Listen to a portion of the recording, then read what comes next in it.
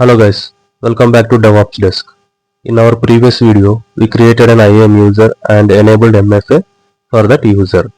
Today, I'll show you how to log in into that user using username, password and enter the MFA code, and also how to reset the password. So let's get started. Open the .csv file which we downloaded in the last video. Okay. Here you can find username, password and sign in URL of that. Now open your browser, copy this link and paste it in the browser.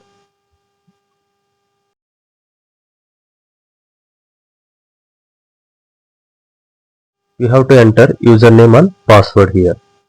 So copy from Excel sheet and paste it. Repeat the same for password as well. Copy and paste. Click on sign in. Here you have to enter MFA code. In our previous video, we have installed Google Authenticator and scanned the QR code and we have entered 6-digit code. So now open that app, enter the 6-digit MFA code here again.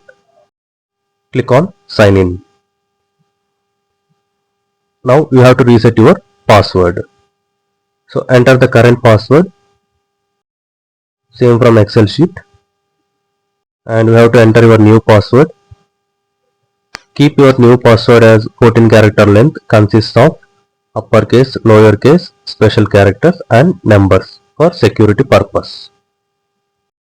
Confirm new password again and confirm password change. It's done. Now you are successfully logged in as a Jack IAM user using MFA code.